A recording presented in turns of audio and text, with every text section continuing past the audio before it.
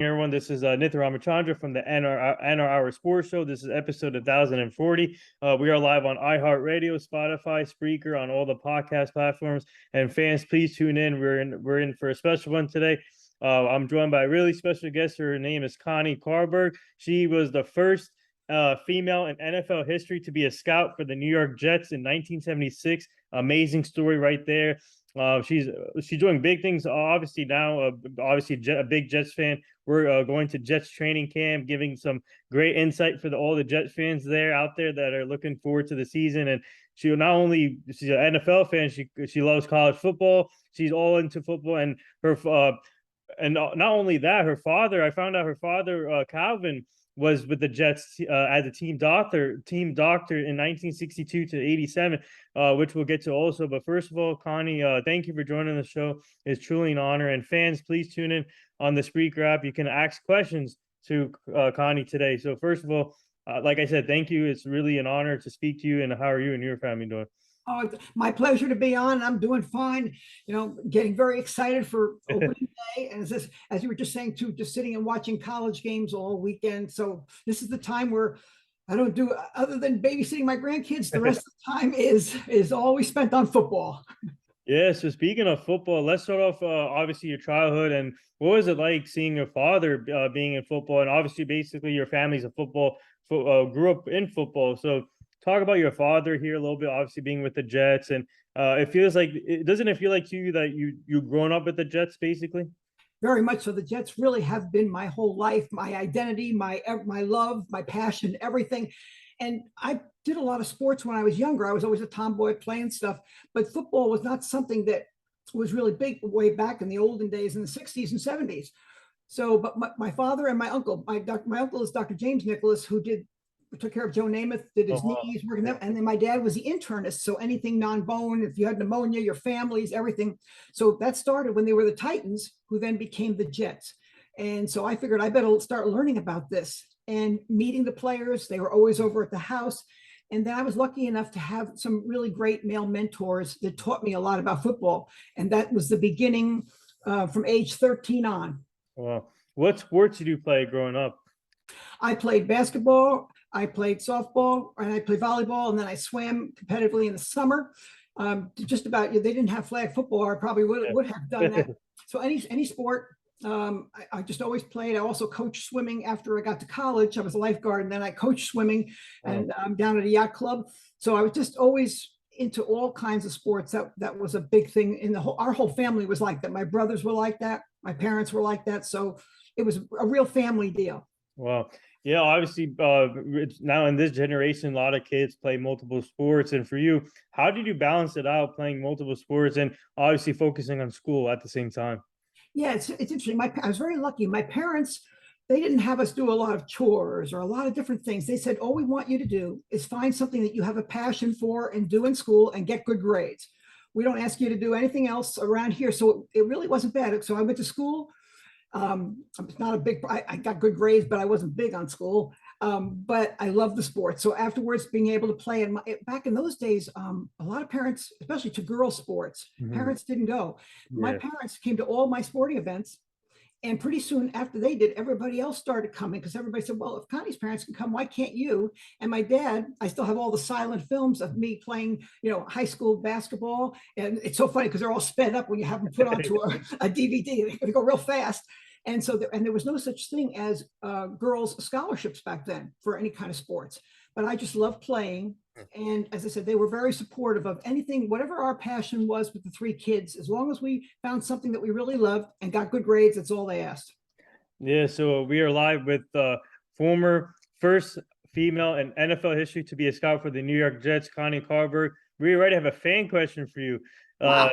Yeah, the fans are quick to come on, and we always love fan interaction on the show. And one of our fans, their first question from a fan, they want to know, as a Jet fan or as our scout, what would you say your best memory was throughout your career with the Jets? That's a good question too, because I have so many great memories. When I was scouting, was probably going back out to the Ohio State University where I went to school, and Woody Hayes, Coach Hayes, who was like the Nick Saban of the old days, was a mentor to me when I was at Ohio State. and I got to go and talk with everybody and scout. And he was just so kind and gave me carte blanche to come in to do just about anything. So I would have to say, going back to my school to actually scout it.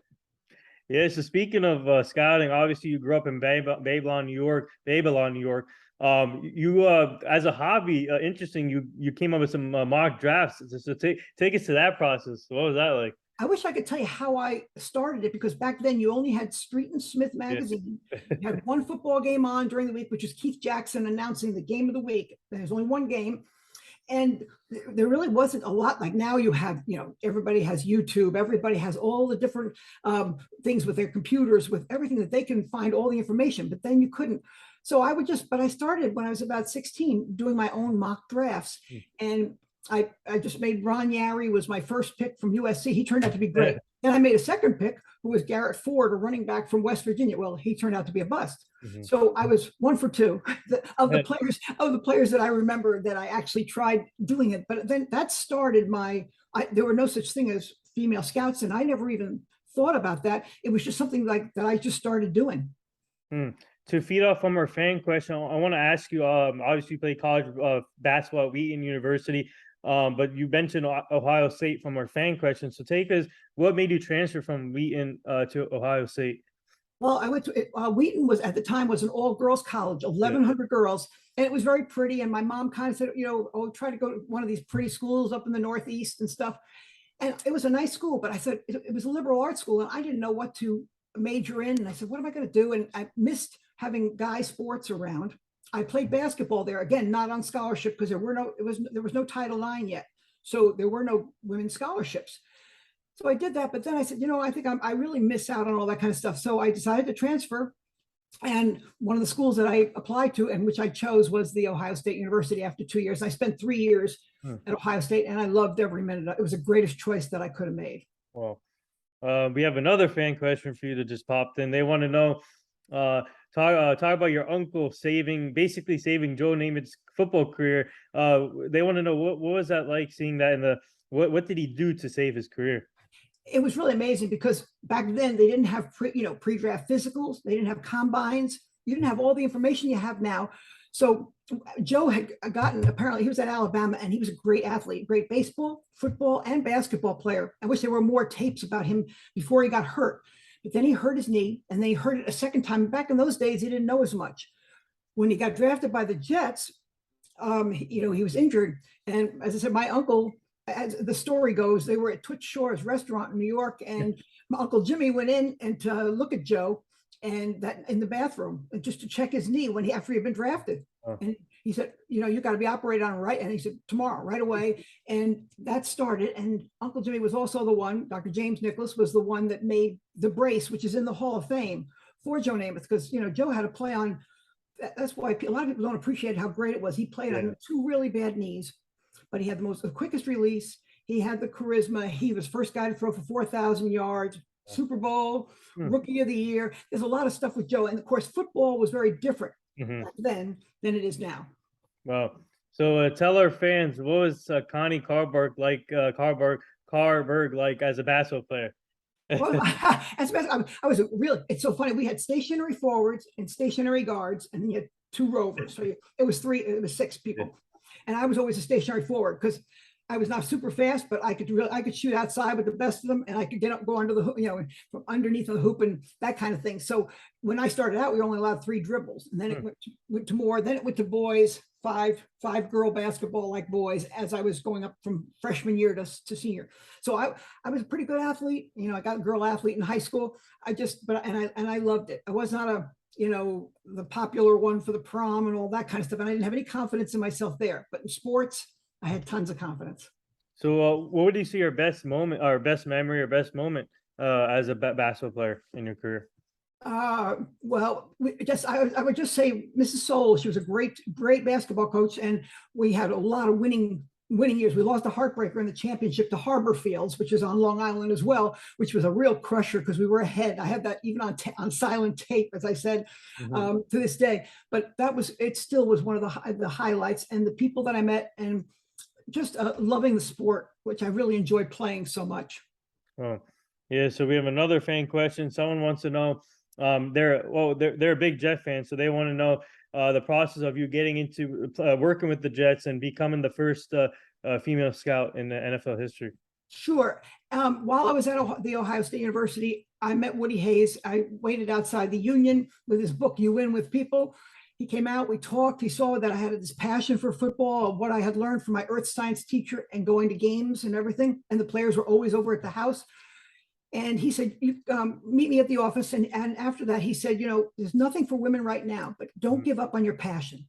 Keep doing what you're doing and he said, come to practice and that kind of thing. So after I graduated in 1974, my father had his 50th birthday party and there were a lot of people there, including the head coach of the Jets. And so I went over and started talking to him and he said, we're building a brand new complex at Hofstra University in Hempstead.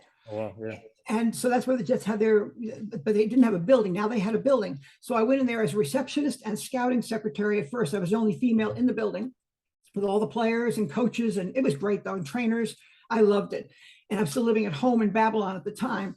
And so that kind of, started things. And then I had a wonderful boss named Mike Hollaback, along with the general manager, Al Ward. And they had me make a draft pick, the last pick. There were 17 rounds back in 1975. And it was also, the draft was in January. So you didn't have all this extra time, pro days and all this stuff. So right after the bowl games, boom, you had the draft. So the 17th round, I took a kid from Ohio State, but I'm still the only female to make a actual selection. And then after that, after I was doing more work, Mr. Ward and Mike Hollaback approached me about doing scouting. And they sent me to Boston College and Ohio State, the Orange Bowl. I graded films, interviewed players, wrote a report, as well as doing my own work with the scouts still in the office. But then I would go out and scout. And as I said, write up reports. At that time, it was reel to reel. And it was very hard to get tapes like now. You could just put a name of a player in, right? You can put Sauce Gardner in YouTube and everything comes up, right? So back then we didn't have anything like that. So it was if you had a tape of somebody, after you looked at it, you had to send it on to another team. Right. Interesting. Yeah. So what was that experience like being only female in that room and then making that first pick and eventually being a scout though? Like how tough was it for you sometimes to be a scout there back in the day? It's so funny. As I said, I was not a person that had a lot of confidence in myself with guys, with this and that. But with football, for some reason, I think growing up with it and learning what I did, I felt very confident. So I didn't feel like it was as like a big deal. And the Jets didn't make a big deal, but the Jets were way ahead of everybody when they did it. But luckily, Dick Young, who was a writer, and then the Ohio State and a bunch of other places wrote up about it. At the time, now when a female gets named something, it's everywhere. With social media, we didn't have social media, so that was a very big part of it too. And as I said, after I started doing the scouting, I felt very natural. I can't explain it to you except I felt really good, and everybody treated me really, really well. Yeah. So what was it like for you just to talk to these young prospects back in the day before the draft or whatever players you're scouting? What was it like learning their personalities and their families' personality? It's a great question because I'm a real believer in that there's more than just the height, weight, and speed. Because now, you can plug that into the computer, right? I need somebody who's 6'2", 240 and runs a 4.7 on grass or AstroTurf. I'm a believer you can't measure the heart all the time, that there's something more that's driving the player about his background. I love the stories of the players, and you have to find out the person that's really hungry and loves the sport. And that's what I like about right now. The Jets were looking in drafting players that love football, not just because back then they didn't make that much money like they do now. But still, you're looking for somebody who really loved the game, and this was their passion. So as I said, I'm a believer in passion, in the heart, as well as the measurables. So we have another fan question for you. They want to know, what's your thoughts on Zach Wilson? Well, interesting. I liked him very much. I said he didn't have a huge body of work at Brigham Young, and I was worried on his slight build. That's the only thing. Great arm. I think he can make all the throws, but sometimes, your bodies are going to get hit a lot more, just like he did, even though he wasn't hit on that play this past year. But just that extra thing that they're doing now, most of the quarterbacks, if we go back in that didn't get hurt. Brady once in 22 years. Flacco, 9 out of 10 years, didn't get hurt. Eli Manning never got hurt in 15 years. Peyton, his first, I think, 14 years, didn't get hurt. Most of them were pocket passers, and they would kind of fold up, even, stuff. So, but now it's a very different game. So the thing that sold everybody on Zach was his ability to extend the play. Yeah. Right?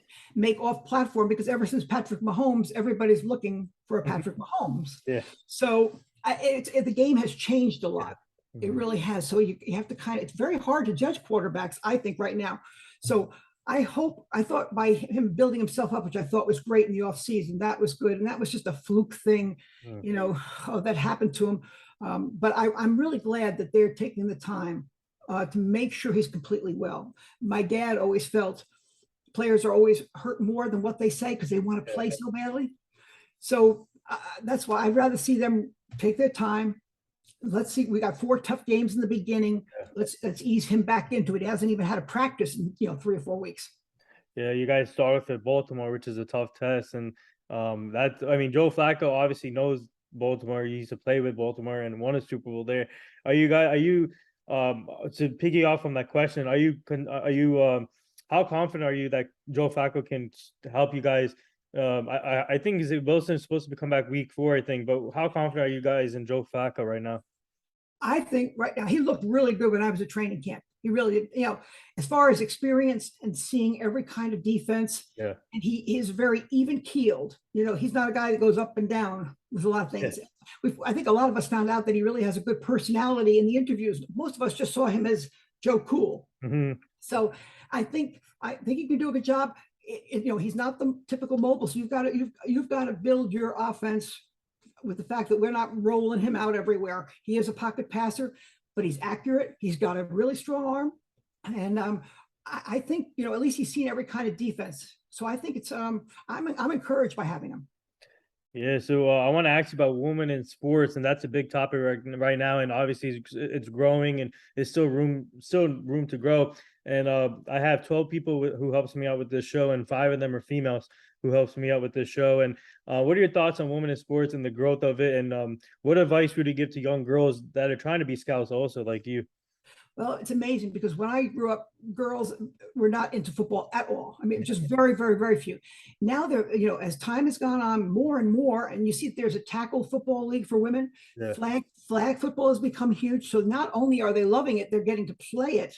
And there are more and more that are they're doing that. And you can see that they really Bruce Arians really opened the door even more after there was kind of a lull for a bunch of years as far as the football side.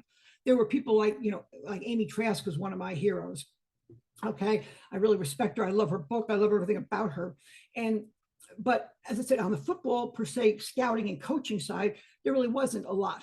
So I think now, as I said, because women are playing it, and the amount of love that they have and what they're learning, as I said, I think it's been great. Plus, they have a lot of schools now have sports management. And I go and speak at a lot of colleges. And all I tell them is, though, no matter what they end up doing, if they get a chance for an internship, take it. The most important thing is getting internships. It doesn't matter what it is whether it's a college team, a high school team, whatever you can do. And then whatever they put you in might not be exactly what you want, but all it takes is, first of all, you might end up liking that, but also all it takes is one person to say, hey, I like the way that person works, and you will move up the way things are now. So I think the door is wide open. Pretty soon, as I said, instead of just kind of making it a big deal that they're in the pros, it's just going to become matter of fact, being in colleges or high schools, everywhere. And as I said, I think it's been awesome. Yeah, speaking of Amy Trask, she is amazing, amazing woman at what she does, and we had her on the show also, and it was an honor talking to her. And she supports our stuff all the time, and she's always interacted on Twitter. She's amazing on Twitter, and what a great person and great personality. She has such a great philosophy too. Like she said, she always says, which I think is so awesome, but people say to her, "Did you think you were being put to the test as a woman?" And she said, "Everybody is being put to a test. Every man or woman, when you do get a job, you're always being tested." And she said, "What do you do when you're given the test? You pass it." Nope. And so she said, it doesn't matter whether you're male or female. And I just, as I said, her book, Mm-hmm. You Negotiate Like a Girl, is a fantastic, positive, just a lesson learning book for anybody to read. Yeah, so we have another fan question for you. They want to know, how many wins do you think the Jets can get this year? Ooh, I'm a lousy predictor, number one. I'm really lousy, but I'm hope if the Jets show improvement, they're not out of the game in the first quarter and they are playing competitively. I don't know. Of course, we have the different quarterbacks now. I'm looking for, as I said, if we can get 7 wins, I would be very happy. But I also want to see it's got to be like an improvement, where the games are close and maybe we lose by 2 points, 5 points, but not where we were basically out of it or they're running all over our defense. But I think we have a lot more talent. Yeah. Now it's up to the coaches to make that talent all that we're very young. We got to make it gel, and it might take a little while to come together. Yeah, you guys, I think you guys made a lot of great moves this offseason. Joe Douglas, he made a lot of great, obviously, especially in the draft. He made some smart picks in the draft and free agency also. And but I want to ask you about Maki Beckton, because this guy from Louisville, everybody thought he was a top prospect, and obviously the injury concerns is always a problem. But you guys signed Dwayne Brown too here. But are you concerned about how Maki? Do you think Maki can come back, or do you think this is everybody thinks he's a bust already?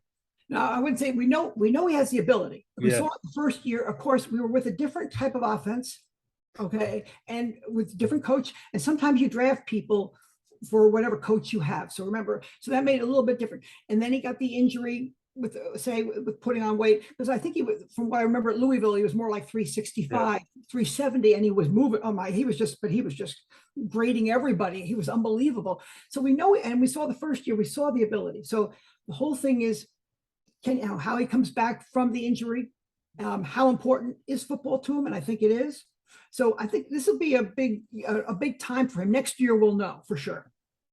Yeah, so now obviously you've been part of a lot of training camps now throughout your career. What's special about this year's training camp? Obviously being with the former Jets there. Obviously Rob Carpenter was there too, and you got to see a lot of great talent there. And what's it like to see the new era of Jets now?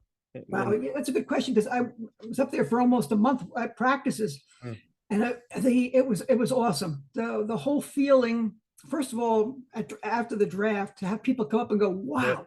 The Jets had a great draft. It's so unusual.